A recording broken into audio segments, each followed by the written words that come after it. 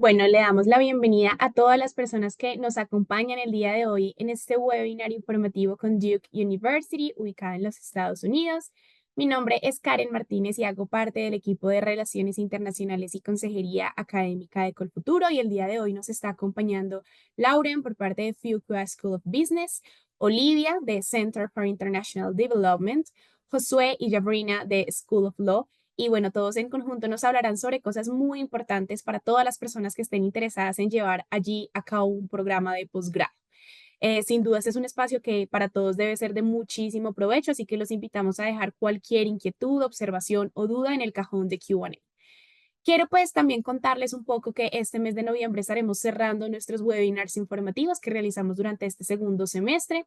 Estaremos haciendo estas sesiones con todas las universidades de convenio que están ubicadas en los Estados Unidos y los Países Bajos. Adicionalmente, también tenemos algunos espacios en los que les vamos a poder brindar consejos de mucho valor de cara a la presentación de nuestra próxima convocatoria. Entonces, pues bueno, en el marco de nuestro convenio con Duke University y específicamente con cada una de las facultades que se encuentran presentes aquí el día de hoy, les cuento sí en términos muy amplios de qué consta cada uno de los beneficios que ellos pueden ofrecerles. Entonces, por parte de School of Law, les podrán ofrecer una beca de hasta $20,000 para dos beneficiarios de Colfuturo. Fuqua, por su lado, ofrece una beca de $25,000 para dos beneficiarios de Colfuturo en cada uno de los programas de MBA, Global Executive MBA, Master in Quantitative Management y Master in Management Studies. Por su parte, Center for International Development ofrece un descuento del 30% en el valor de la matrícula a todos los beneficiarios de Colfuturo que estén admitidos en programas de maestría. Entonces, sin mayor preámbulo, para interés y conocimiento de todos aquí. La primera persona que hará su presentación es Lauren Sutherland, representando, como les contaba, a Fuqua Business School. Luego seguirá Olivia, representando Center for International Development. Y finalizaremos con la Escuela de Leyes, representada por Josué y Jabrina. So, Lauren, Olivia, Jabrina, Josué, thank you so much for being here today. We are so happy to have you here with us. You can go ahead and start with your presentation. Great. I will just pull up my presentation and get started. All right. Hopefully you are able to see the presentation. Thank you all so much for joining. As Karen mentioned, my name is Lauren Sutherland, and I am a program director of admissions at the Fuqua School of Business at Duke University. I work primarily with our daytime MBA program, and so we'll focus a little bit more on that throughout the presentation, but want to showcase the breadth of programs that we have and talk a little bit about what is required in order to apply to our programs. So here's our portfolio of programs. You'll see we have two full-time MBA programs, our daytime MBA. We have two executive MBA programs, and the one that is eligible for our Colfuturo partnership is our Global Executive MBA program, designed for working professionals who want to continue working full-time while also pursuing an MBA full-time. We have our three one-year specialty master's programs. These are designed for those of you who may be looking for a graduate business program directly out of your undergraduate experience or with 1 to 2 years of work experience. They are pre-professional in nature. They're only 10 months, so 1 year. They are delivered in person. Our Masters of Management Studies, one program, the Foundations of Business, is conducted fully in Durham, North Carolina, where Duke University is located. The other program splits time between Durham and Kunshan, China, for a really international and global business perspective. And then finally, our last in-person residential program is our Masters of Quantitative Management, Business Analytics. For those of you looking to use analytics and data to advance your careers, this could be a really great program for you. We also have a suite of online programs which combine some of the material that is covered in our analytics program along with our foundations of business, some MBA courses. Those currently are not part of the Colfuturo partnership, but are a really great option, especially if you are just looking to do an online degree. So here's a little bit about our daytime MBA program. It is a full-time 2-year residential program. You do 1 year of academics with an internship in the summer, and then you come back for a second year of academics. It has a core curriculum for the first 4 months of the program, and then you're able to start into over 100 electives. There's dedicated career resources. Our Career Management Center will be a big part of your experience at Fuqua as you're looking to figure out that next step in your career and using business education to get there.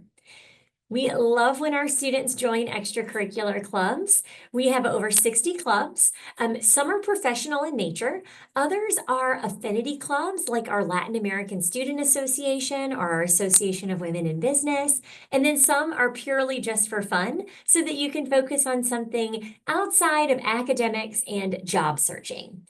And of particular interest for those of you who may not have work authorization in the United States, we are a STEM designated program without having to take any specific courses or concentrations. You will have a STEM designated degree, which can make you eligible for up to 2 additional years of work authorization in the US, as long as you're in a STEM designated career field. Here's our daytime MBA class profile. We have between 400 and 427 students. This is our largest class in almost a decade, and we're really excited that we reached gender parity, and slightly above that actually, with 51% of our first-year class identifying as female. 41% of our daytime MBA program are international students, and typically within our class, 10% or more are coming from Latin America. In our first and second year MBA programs, I believe we have 5 to 6 Colombian students, so it's a really special addition to our class. You'll see the academic components underneath of those statistics. Please remember, these are just ranges, and we'll talk a little bit more about that in a future slide. Of what program you are applying for within our graduate business suite of options, they are all going to evaluate the same components within the application. They may ask for slightly different things, but overall, the core pieces that will be evaluated or scored within your application are the same. First off are the academics. We do require standardized tests for most of our programs, with the exception of the Global Executive MBA, where you can get a test waiver. We do not accept ESL scores at Fuqua, so you do not need to submit the TOEFL or the IELTS. We will evaluate your English language readiness through your interview, through your essays, and through our experience with you as an applicant. We will look at your undergraduate experience. We know if you went to school in Colombia, your GPA is probably not on a 4.0 scale. Please do not convert it from the 5.0 scale that it may be on. Keep it in the original format that we'll find on your transcripts. For most of our programs, except for those pre-professional ones, we will require some work experience. We want to see that you are ready to get this business degree, and it's the right time in your career to do so. If you're coming straight out of undergrad and looking at our pre-professional programs, list your internships. Anything that you have done for work outside of the classroom is relevant here. For leadership and community involvement, we want to know who you are outside of the classroom and the workplace. So tell us about the things that you're passionate about, that you volunteer with, and that make you outside of being a student or an employee. For our essays, you'll have to provide us with your short-term goals with 25 random things about you. It's our favorite essay at Fuqua, and they're really not random.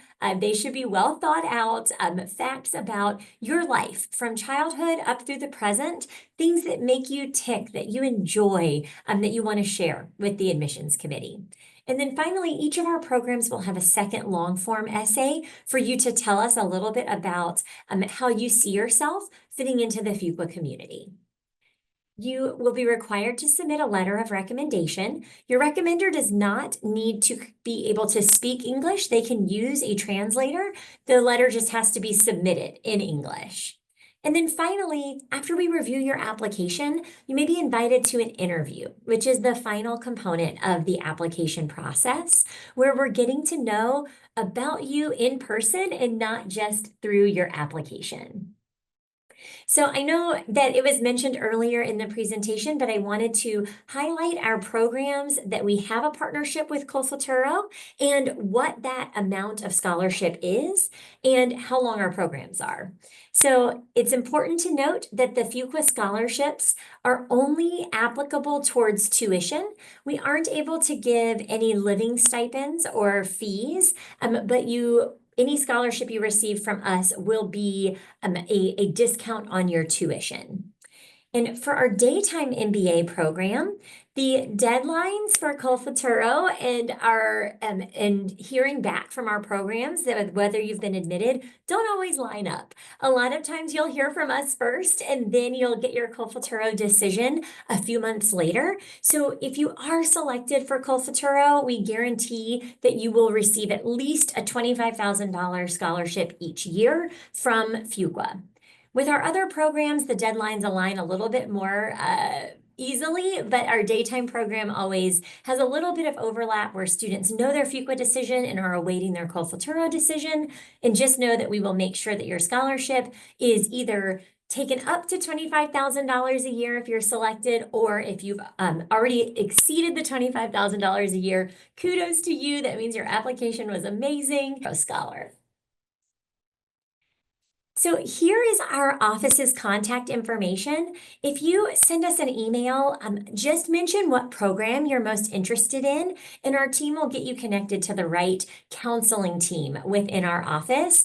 All of our programs are happy to chat about our requirements, to learn more about you, to answer questions about the application process, and ultimately just want to get to know you and learn more about your interest in getting a graduate business degree at Duke. Thank you so much, and that will conclude the Fuqua presentation. Karen, do you want questions now or at the end?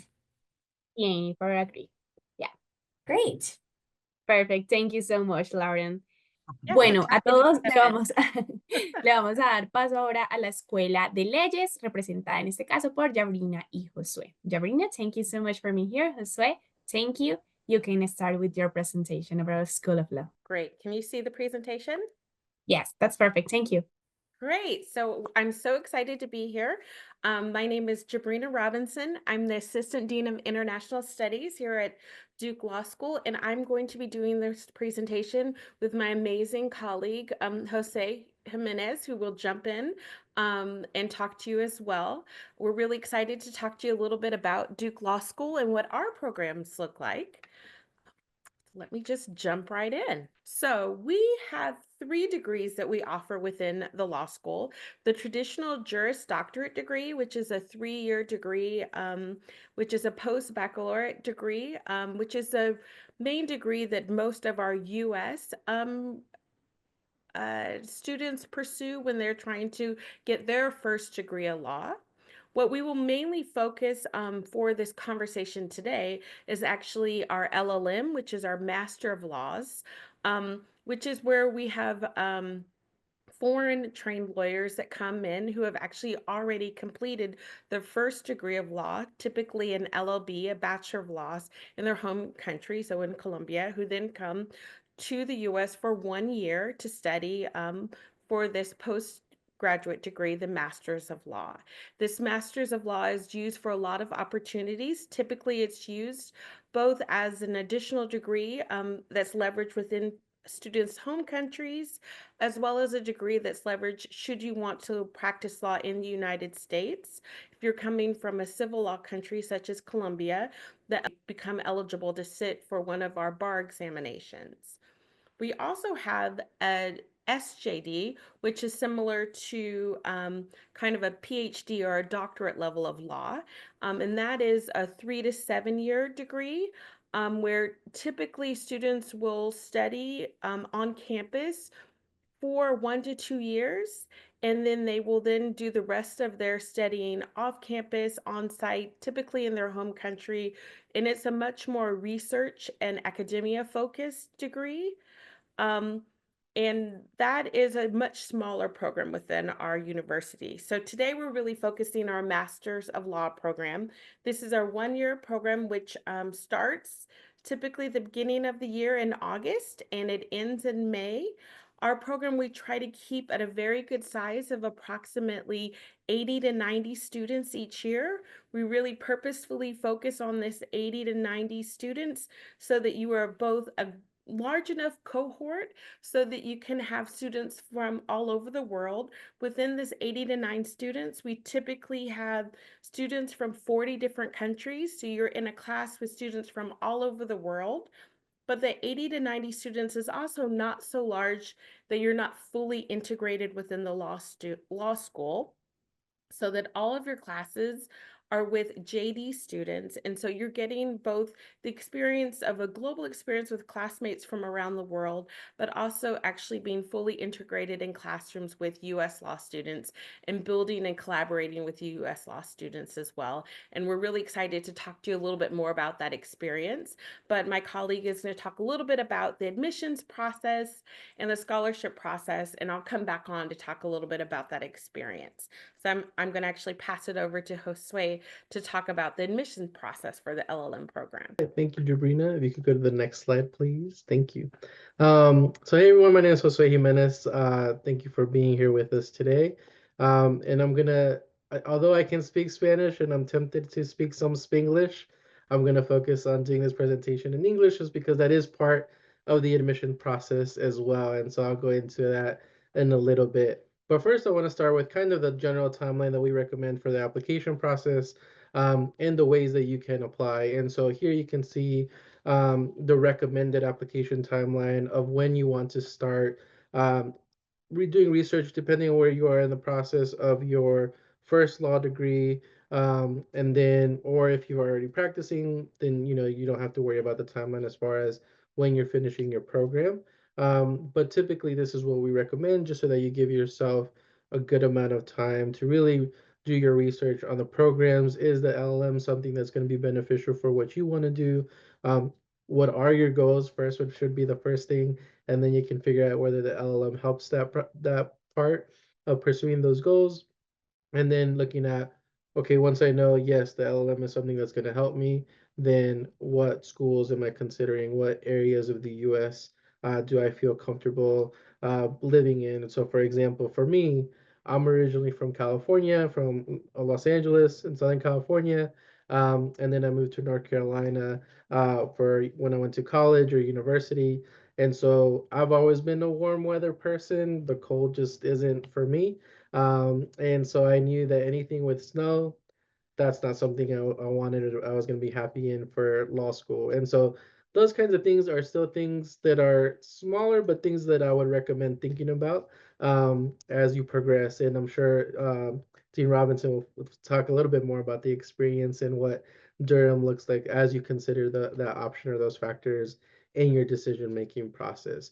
The other part of the process that can take some time is requesting your transcripts, letters of recommendations, and beginning to draft your personal statement, particularly your personal statement, just because it shouldn't be, your first, second, or even third draft that you submit. For most people, it takes multiple attempts to refine their personal statement, just because for us, we're really trying to get to know you as an individual. And for the most part, this is the first impression that we have of you outside of just your GPA and your resume. And so, because we are a smaller cohort and you're part of our JD community, we take into consideration what are you contributing to the community that we have here as well. So you really want to make sure that you're dedicating that time to letting us get to know you there as well. And so normally in August, October of the fall before you attend, we say, identify 3 to 5 programs that you're interested in. You might want to have, another 3 to 4 that you would be okay with attending as well, that you're considering.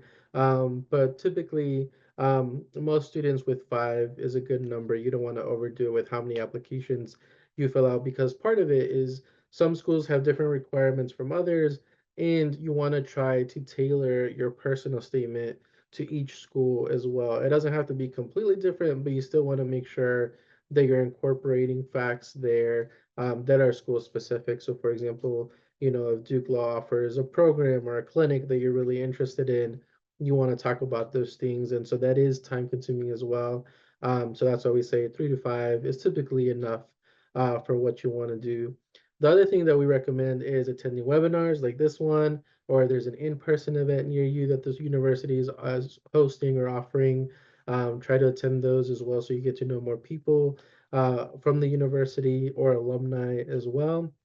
And then also gives you time to take the TOEFL exam that we require, or retake it if necessary if you don't meet the minimum required score of 100. Or if you're going to request a waiver, then you can do that as well if the primary language of instruction at your university is English. And so then that gives you plenty of time to get all of that done and still apply early. And so the application typically opens up in September, October. That doesn't mean you have to apply the first day it opens, but you still, generally speaking, you want to apply as early as possible. And normally that means between October and January for most applicants, just because our application deadline is February 15th. You don't want to wait until February 15th. We'll still accept it and review it, but I wouldn't recommend waiting till then to apply. And so the ways that you can apply, there's really two ways. And so the first one is the LSAC, through the LSAC or the Law School Admissions Council. Here we list some advantages and some disadvantages of it.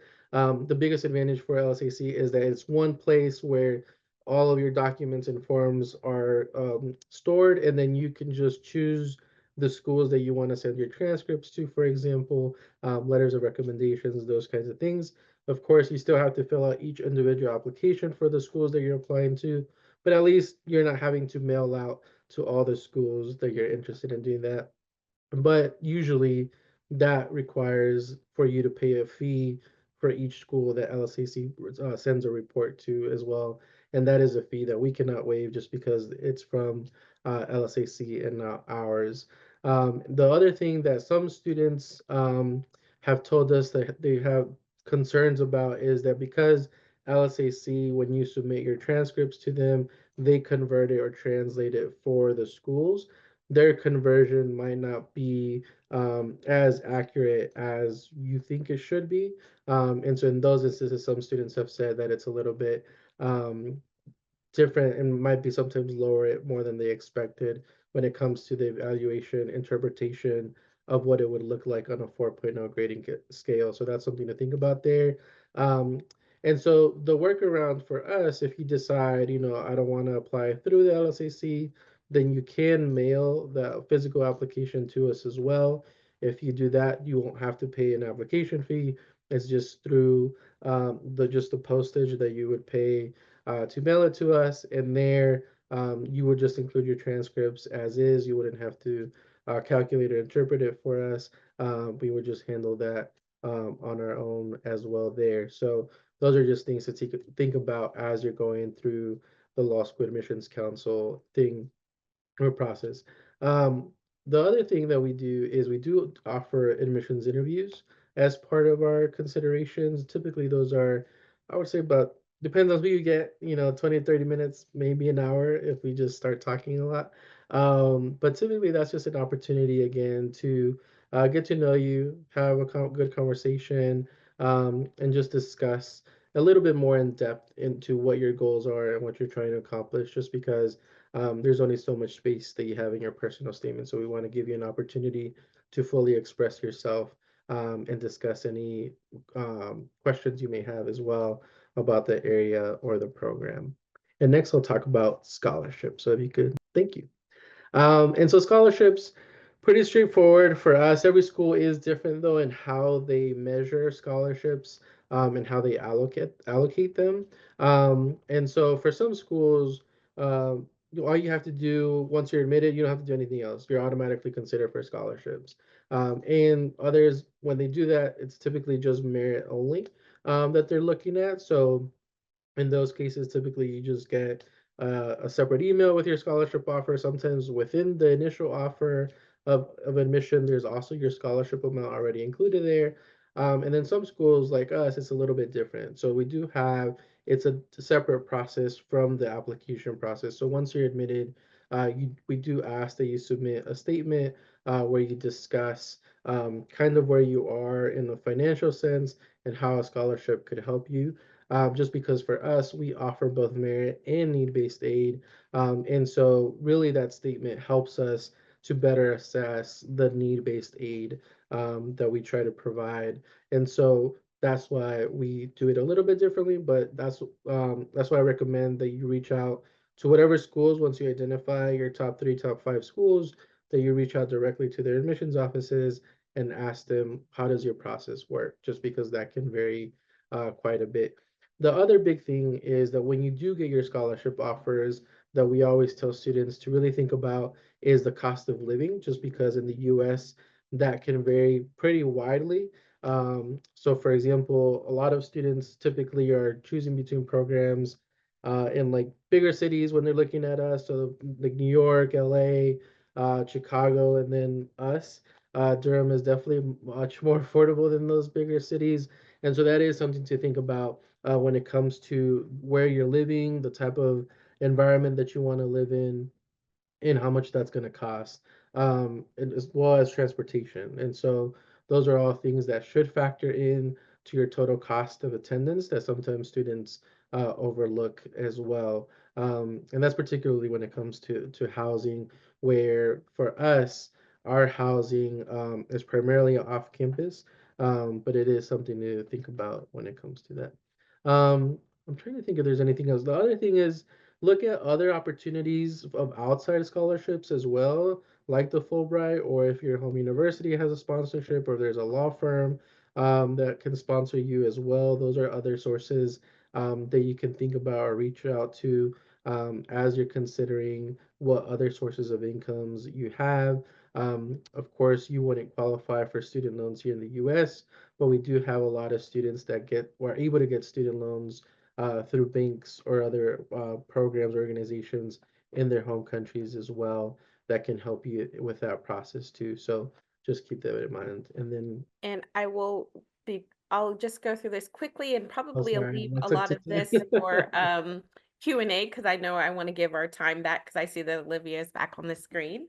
Um, as you can see, our beautiful campus is amazing. A lot of people aren't as familiar with Durham, North Carolina. When I talk to international students, they've often been to New York or they've been to Washington, D.C. or California, and they've never been to North Carolina. And I always say, you're really missing out. I've lived all over the country, and North Carolina is one of my favorite places to live in the U.S. Um, Durham is just one of these amazing places that's a perfect blend of kind of this small city culture with big city amenities, where you can have access to all of the kind of great, wonderful places to eat, but also have a really campus experience. I always tell students, if you've ever watched any kind of American movie about colleges, you can actually live out that experience. I have LLMs that have rushed the football fields after football games, American football games, I should say, or they paint their faces during basketball games. And these are experiences that they've never had an opportunity to do, while also kind of experience this intellectual and academic rigor all merged together. And I really encourage you to think about the full experience as you pick a program and explore the many different opportunities that are available to you. And with that, I'll kind of turn it back over to Karen. Thanks so much. Thank you, Jabrina. Thank you, Jose, so much for this excellent presentation. So, well, we have Olivia here again. So, Olivia, Fantastic. go ahead. Thank you so much. So sorry for the tech issues a bit earlier. We are all set to go now, so I will go ahead and share my screen. Perfect. Okay, great. Well, as mentioned, my name is Olivia Anderson, and I am the Director of MIDP Admissions. Thank you so much for joining us today. MIDP is a really special program, and I am very excited to speak to you just a little bit about it. So, as you probably got a good feeling for in hearing my colleagues speak about Duke, Duke itself is a pretty incredible institution with renowned resources.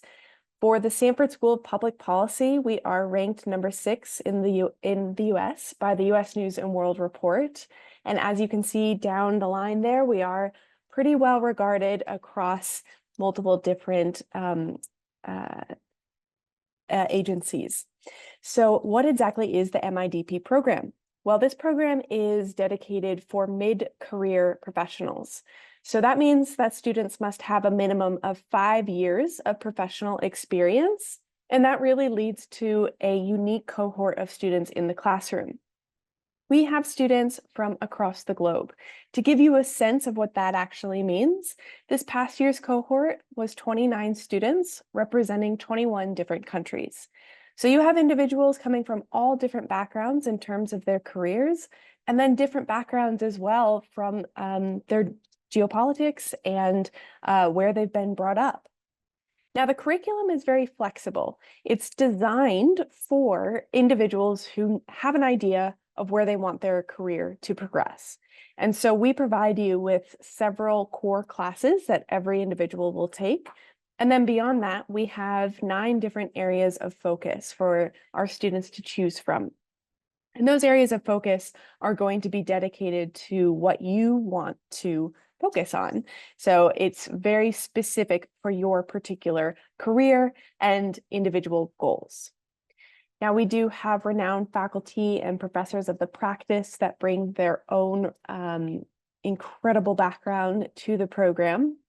And we are very lucky to be a very small cohort with usually about 30 students joining us each fall. And because of that, we are able to offer very personalized services, whether that is incorporating English into the curriculum for English for public policy, or having a individual who's dedicated to supporting international students in their professional development. So there are 2 different pathways in the MIDP program. You can apply for the traditional program, and that is designed to be completed in 2 years. That would be a fall semester, spring, fall, and spring. Or you can apply to the accelerated program if you have achieved at least 1 year of master's work. And that is designed to be completed within 3 semesters. So that can either be a fall semester, spring semester, and a summer semester. So that would be 1 calendar year. Or if you decide to do an internship in the summer, then you can extend it to be in the States for 1.5 years. And as you can see, as you progress throughout the program, you see more and more electives listed. That is because those are designed for those areas of focus I mentioned before. So it's very flexible and individualized in its curriculum. Looking at some of the core courses, you'll see some economics courses and statistics. Now you may be able to test out of those depending upon your score. And then we also have master's projects, and those are dedicated to often helping a client and really putting your skill set to a real world situation. And then, as I mentioned before, we have English for policy purposes, and it's a practicum. So that is not an additional course that you're taking. It is incorporated into the curriculum itself. And the same for career and professional development practicum. And we also have summer internships. That is required for the traditional track, and it's optional for the accelerated track. This is a fantastic opportunity for you to put everything that you've learned into the classroom into a real world environment and be working with professionals across a range of organizations and even get outside of Durham as well. So as you can see here, for some examples, we've had students work in international organizations, NGOs, the private sector, think tanks, governments, and of course, academia as well. What's special about this program is you're able to, what we say, build on the best of Duke. These are the 9 areas of focus that I've been mentioning, and I incorporate different schools here, like the Fuqua School of Business, as well as Duke Law, because students are able to take courses outside of Sanford. So you can, of course, be taking public policy courses, but then you can also choose to take a business course or a law course. You really have Duke, and everything that it has to offer is at your disposal while you're in this program. Something else that's quite exciting as you're a student is going to the different events that we have on campus. We often invite a wide range of experts in their field. And even as a staff member, I'm always looking to see what's going on this week because it really is an incredible place to be able to connect it to all different types of topics and experts in their field. Now, when you join our community, you really are joining a place that's very welcoming. We often have families that come into the program as well. We provide social and cultural events, health and well-being engagement, resources, and guidance on English writing and communication, as many of our students, English is a second language. And just as an example of that community, this is a photograph taken from our latest potluck, where we invited all individuals who are tied to the MIDP program. That was staff, that was faculty, that was the students themselves. It was a really fun experience to get to know everyone outside of the classroom. It also has many different centers, programs, and initiatives. This is just a handful of examples that you can see on your screen. And all students are able to take to be a part of these. And so that's another really amazing resource at your fingertips. Part of this degree is, of course, what you're learning in the classroom, but it's also what opportunities that you're taking advantage of outside of the classroom. And you're joining a very, very global program. We have over 1,000 alumni representing over 100 different countries. And as mentioned by my colleagues in the other programs, Durham is a really fantastic place to be. It's very, very beautiful. You have 4 distinct seasons. So I actually graduated from Duke as an undergrad and experienced what that life was like being on an incredibly beautiful campus with fantastic athletics, great academics. It's a really fantastic mix of what many would deem the quintessential American university experience. Now, in terms of application, I include this link here because I just want to remind students that university websites are incredibly useful. Spending some time just exploring what that website, what information that gives you is a really great place to start. For the MIDP program, we have our preferred deadline of January 5th. We will accept applications after that deadline, but that is going to be upon space availability. And for your own visa purposes, we always encourage an earlier deadline. If you have any questions in the process, you certainly can reach out. I'm more than happy to have one-on-one meetings with you, to send emails and answer any questions. So just keep in mind that I will always be there as a resource. And then one last fact to share is that we are very excited to be updating our partnership with Culfuturo. We will be extending our program to include MIDP as well as MPP, and MPP is the Master of Public Policy. And if you are a Culfuturo scholarship awardee, then you can be awarded up to 40% in tuition, and you will have your application fee waived. So please keep that in mind, and I hope that this information was informative. I will go ahead and stop sharing my screen and we can go into Q&A. Thank you so much, Olivia, for this presentation. Yes. So, bueno, para información de todos, Nelson llegó por aquí. Nelson, pues para información general, él es el representante del Departamento de Ciencias Económicas, así que nos va a brindar toda la información relacionada a esta facultad en Duke University. Nelson, muchas gracias por estar aquí. Bienvenido, estamos muy felices de tenerte con nosotros. Puedes dar inicio a tu presentación. Gracias. Hola a todos. Estoy muy contento de estar aquí. En realidad, yo no hablo español. Yo soy portugués. Los idiomas son muy similares. Anyhow, moving on to English now. My name is Nelson Sa. I am Director of Graduate Studies for the Masters in Economics program at Duke. And I'm going to share some information about the application process and also what you can expect out of our program. So let me share a few slides in here. Okay, can you see this? Good. Yes, that's perfect. So this is a view of our West Campus. We have a very, very beautiful campus. Never get tired of stressing that. And a few pieces of information about our program. It has a length of 18 months to 24 months. So nominally, the program lasts 2 years, 4 semesters, but some students finish it in 3 semesters. And if you plan your coursework appropriately, you can finish in 3 semesters. It is a STEM designated program, meaning that you'd be entitled to up to 3 years of work time in the US after graduating at least. A few words about admissions. Like other programs, we have an holistic system of evaluating our applicants. What this means is that we try to build a full picture of who you are as a candidate, and we don't limit ourselves to just one criteria or one metric.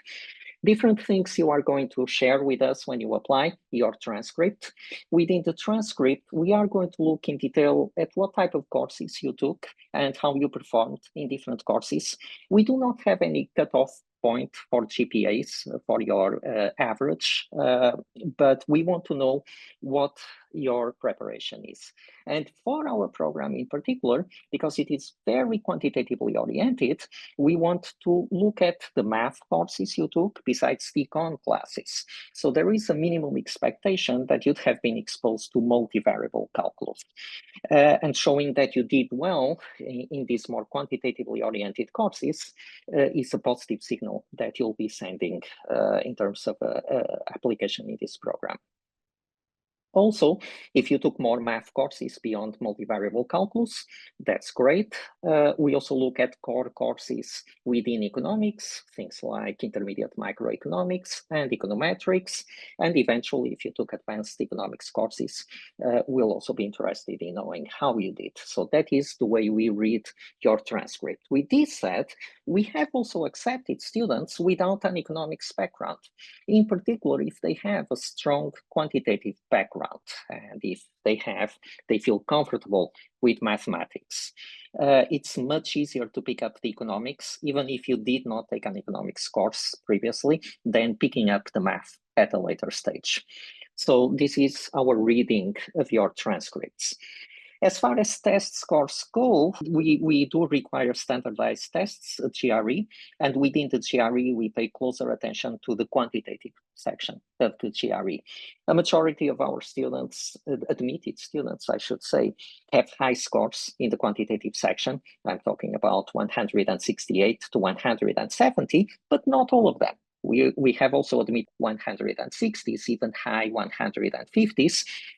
Again, if their other elements in the application package are strong and interesting from our point of view.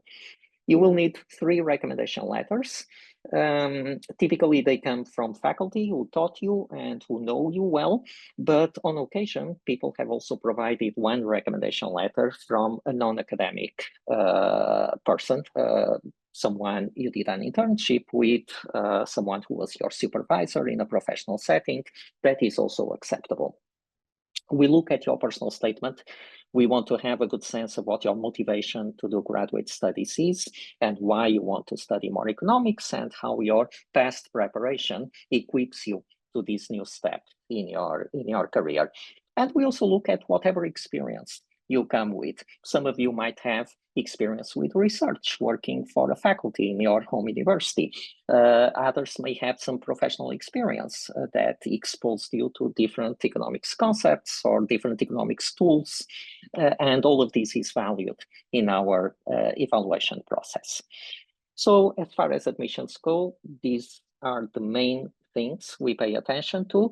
The application deadline is January 16th, but I always advise people to make sure they file their application a few days before the deadline, just in case. Now, what are the special elements in our master's program that differentiate our program from other master's programs in the US? We are very quantitatively oriented and very rigorous. So it's a very technical program, and you'd be exposed to a lot of mathematical modeling. We are also very flexible. We do not have a fixed schedule of courses that you'd need to take to graduate from our masters.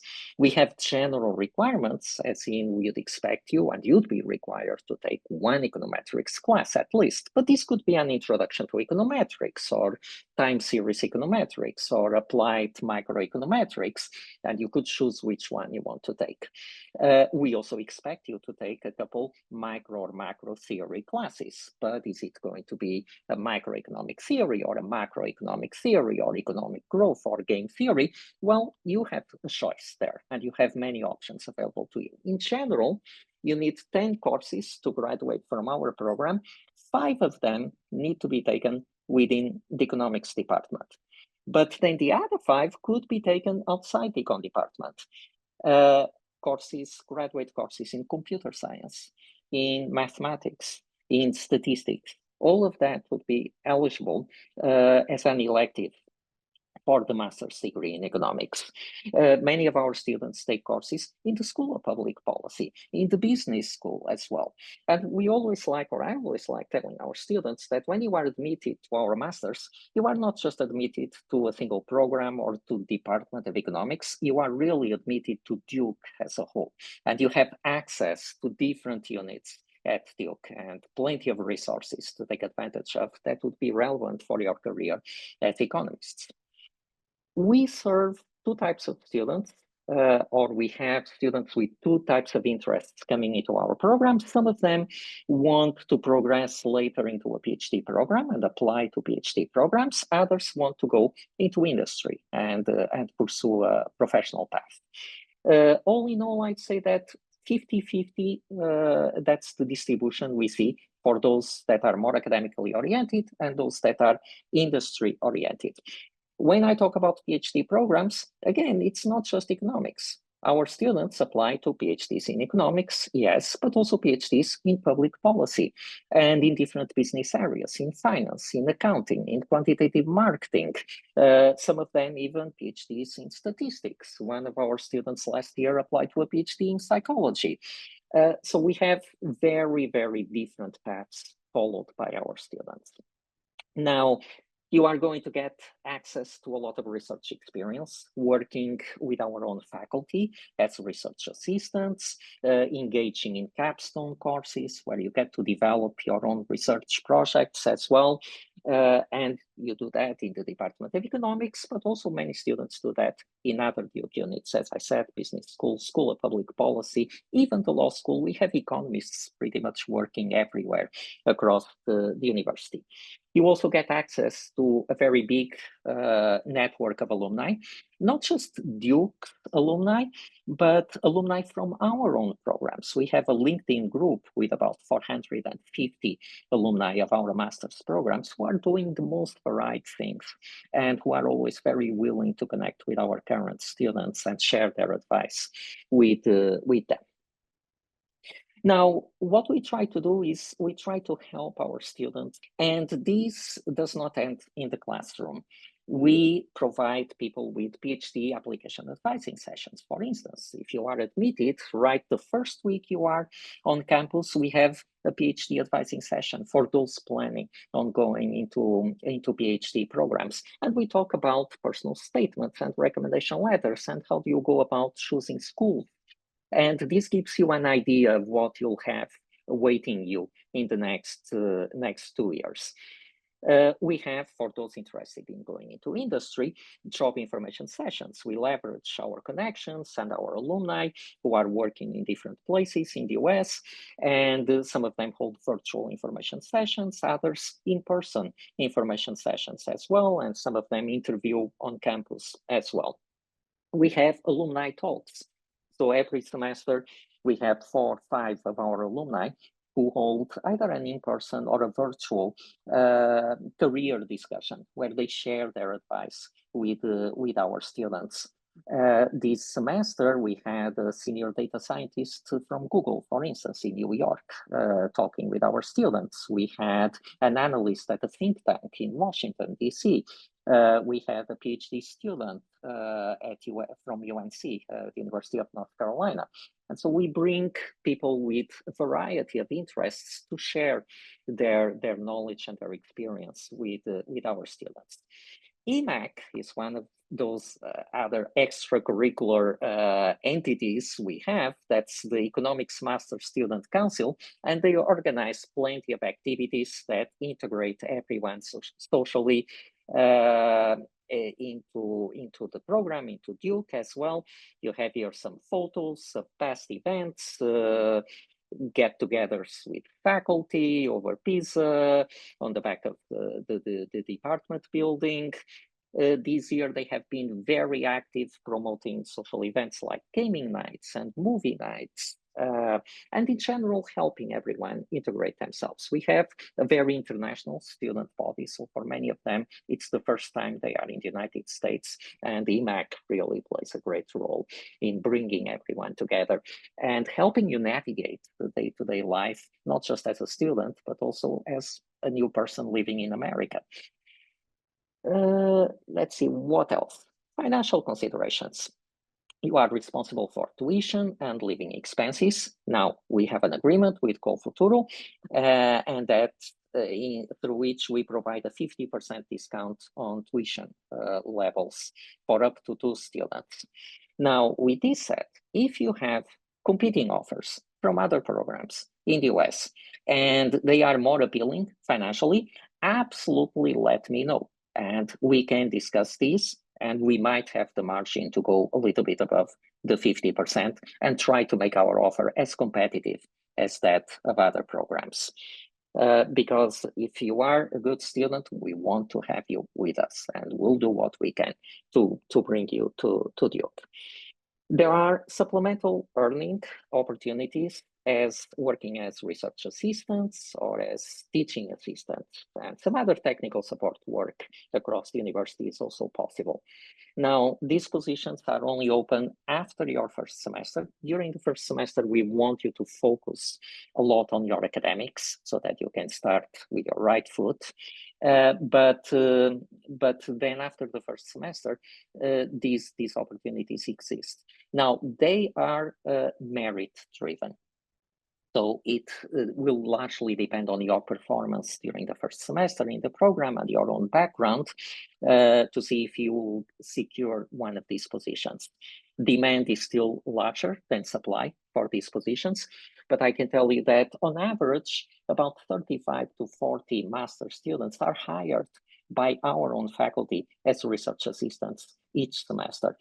And a lot of our students also work for other faculty outside the Department of Economics, again, business school, School of Public Policy. So that number of 35 to 40 is underestimating the number of our students that work as research assistants. We have a long track record of placing students in PhD programs. As far as this path goes, the academic path goes, Duke's program is really the gold standard in the United States, and other programs look to ours as the reference because we've been doing it for a long time, and we've placed students in the most varied types of programs, again, not just economics. So this is a bit of an overload of information in this slide, but you can find detailed year-by-year placement information on our website. And the same thing goes for industry placements. Our students go to do many different things, from finance to consulting to think tanks. Many go back to their countries of origin, true, and quite a few stay in the United States as well. And we try to support the job search process of our students as much as we can. Now, I'm going to do a bit of public service because what I'm going to say in here also extends to all other programs that have been presenting here today. Many of you are familiar with big cities in the US, I'm sure, New York, Boston, San Francisco, and so on. Durham is in North Carolina. But with that said, the triangle area, and that consists of Durham, Raleigh, the capital of North Carolina, and Chapel Hill, where you have another big university, the University of North Carolina, this triangle area has been ranked as the 3rd best place to live in the United States by the US News and World Report. And what can you find in here? We have the Sarah P. Duke Gardens. That's just behind our department building, the Social Sciences department building. You go down a flight of stairs and you are in one of the best public gardens in the United States, with more than 8 kilometers of paths where you can walk and relax a little bit. And frequently you will come across some of our faculty walking there with students, because it's a very nice environment, very conducive to talking with people. Duke's Lemur Center, we have the biggest sanctuary in the world for lemurs.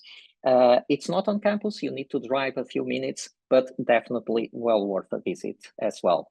As others said, the experience of sports within the university, it's quite a unique feature of the American campus life, and Duke has one of the best basketball programs in the United States. If you are inclined to like basketball, you think about the LA Lakers. Their current coach, JJ Redick, was a player at Duke just a few years ago. So that's quite an experience that I recommend. As someone who also studied at Duke quite a few years ago, it's a great experience. Or if you are into more other traditional American sports, baseball, we have the Durham Bulls in town as well. If you are into nature, we have great trails, the American Tobacco Trail, that's more than 22 miles of trails for running, for biking, that goes all the way to Raleigh. If you are into arts, DPAC is the Durham Performance Arts Center, where you have Broadway shows and all kinds of artists and entertainers that put on shows in here. The restaurant scene is also very vibrant in Durham these days, and you have lots of places to explore as well. And finally, last but not least, we are just 20 minutes away from the airport, from the Raleigh-Durham airport. And from there, it's very easy to access any other city in the United States. It's going to be about 30-40 minutes to Washington, D.C. It's going to be a little bit less than 1 hour to New York City, up to 1 hour and 30 minutes to Boston, and you can easily fly anywhere you want from here. So that's my short pitch for the Masters in Economics program. If you need more information, please feel free to reach out to me. Happy to talk with any of you who want to know more about the program or who have specific questions on the program. And I guess that is all for me. Nelson, thank you so much for this excellent presentation. That's awesome, all the dates and information that you give us. Thank you so much. Yes, thank you. Well, thanks for all, Olivia, Jabrina, Josue, Lauren, Nelson, thank you. Actually, this session was so productive for all of us, for all of the attendees, and you solved all the questions that we had. So, well, we have any questions for you. So, well, the first question that we have is from David, and he's asking, which GPA to Colombia? I think that maybe he's asking about it's required in the admission process to have a specific GPA to be admitted. And Nelson, if you want to start answering that. We do not have a cutoff. As I said, we do have an holistic review process. And we want to get a full picture of what the student can bring into the program. Of course, everything else constant, the higher GPA, the better. But you can have a 4.0 GPA and a relatively weak quantitative background, and we are not interested in that. So you can have a lower GPA because you challenged yourself and you took very hard courses, and we certainly value that. So GPA is just a number. We look beyond that. Okay, thank you. And that's applied for every faculty or only for economics? Olivia. Cutoff as well. It's going to be very holistic in the way we evaluate your application. Certainly, we like to see strong academics, but we are looking at all elements of your application. Okay, that's perfect. Thank you so much. And I would Okay, say the Gabriela. same is for the law school. We look holistically at the application. GPA is one requirement or one portion of your application, but there's so many other elements such as work experience, your extracurricular activities, and so many other elements that we factor into the decision. Perfect. Thank you so much. Well, Alfredo asks, for a School of Law particularly, it's mandatory to have a bachelor degree in law or also could be in political science or international relations? So I can take this one. So for bachelor's degree, it does have to be in law. It can't be in political science. Unfortunately, for the I see the other questions he has required for the IELTS or TOEFL exam. So for the IELTS, it's a 7, and then for the TOEFL, it's 100 that we require. Or I think it's preferred minimum that we list there. We have to be specific with words as lawyers. And so there's what we ask, and then required GRE or GMAT, so we don't require either of those. So Perfect. And Lauren Olivia Nelson is the same score in IELTS and TOEFL that Joshua mentioned for all the faculties, or UCO doesn't accept the TOEFL or the IELTS, so you don't have to submit. perfect. And we do require the We English testing, but it depends on each test, and that's all on the website. Okay, perfect. Yes, the English testing is a requirement of the graduate school in the case of economics. There are different options. It might be TOEFL, it might be a Duolingo test. And if you go into the graduate school's page at Duke and search for applications, they will list the different requirements. The GRE is required Perfect. for Thank you. economics, yes. Perfect. Olivia, in the Center for International Development, is required GRE or GMAT or is not required? It's not required. You certainly can if you have outstanding scores, but it's not required.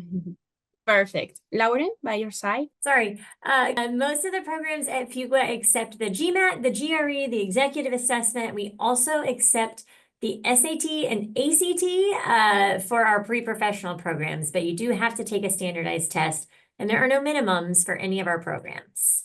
Okay, thank you so much. Well, Alfredo asks, it's possible to work meanwhile I am studying? Let me address the situation from the economics point of view. You are allowed to work up to 20 hours a week on campus, but not outside campus if you are here under a student visa. Oh, okay, thank you. Yeah, perfect. Working as a research assistant or teaching assistant, working outside the university, no. Okay, not possible. That's perfect. Lauren?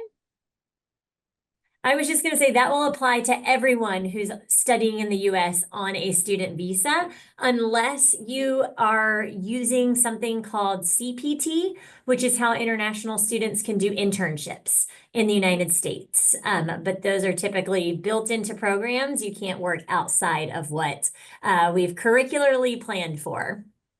Oh, okay, thank you so much. Olivia, Josue, Sabrina, do you want maybe to add something or that's perfect? Perfect. Thank you. Well, maybe some of you could answer this question, and is, do you know approximate cost of living at Durham? We dropped a few links in the chat where Duke does a survey every year of our students about how much their rent is, how much they're spending on groceries, all of that. And that is how we factor the cost of living in Durham. So check out the links in the chat to find out more. Okay, perfect, thank you. Emilia, ya que nos preguntabas por esto, puedes encontrar en el chat algunos links que te van a direccionar a la página de Duke, donde vas a poder encontrar la información más aproximada a esta pregunta. Well, Alfredo asks, what are the cost range of the programs of each faculty? So, well, start with Olivia. So again, actually the links that we've included in the chat, it includes cost of attendance as well as cost of living. So you can see all of that really broken down quite clearly. Perfect. Someone want to add something to that answer? I was just going to add in our the link that we provided for the law school, I think is also interesting. We provide a cost of living comparison for some of our other peer schools. So that's helpful when you're comparing schools, not only to look at the tuition and fees, but also to compare the cost of living as well. Okay, perfect. Well, David says, I don't have good Wi-Fi. Sorry. So he don't know if you answer that question. So which is a good GMAT score? Do they consider an admission on economics or MBA programs? Well, for economics, we don't require GMAT score. We require GRE. In the quantitative side, which is the one we pay more closer attention to, we do not have a cutoff. I can say that a lot of our admitted students have scores in 168 to 170 range, which is very high. But we also admitted students in the past with lower scores in the low 160s, even high 150s. Okay. Lauren? Sure, for the GMAT and really for any of the standardized tests, if it's required for the schools, being as close to the average or above as you can is great for admission and for scholarship offerings. You certainly want to be within the 80% range that schools will post, but if you have practiced and you know there's still points on the table after taking it once, take it again, because your scholarship could vary based on your test score as one of those elements that we're evaluating. At Fuqua, our average GMAT score is a 718. That was on the old version of the GMAT. It changed in February and we don't have enough data yet to report a new one, but there are conversion tables on GMAT's website. So with your focused GMAT, make sure you're in our former 80% range and get as close to that average as you can. Perfect, Lauren. Thank you so much.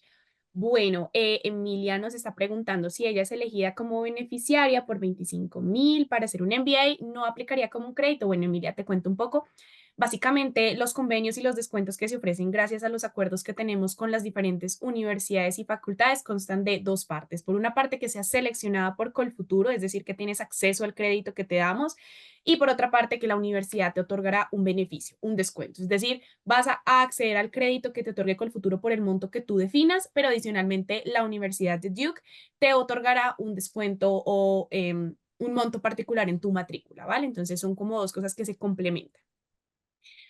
Well, we don't have more questions for you. So Nelson, Olivia, Josue, Jabrina, Lauren, thank you again so much for this amazing presentation. Actually, Duke University sounds like an amazing destination. So thank you. I really hope to collaborate with you in future opportunities. Thank you. Thank you so much and have a nice day. Thank you.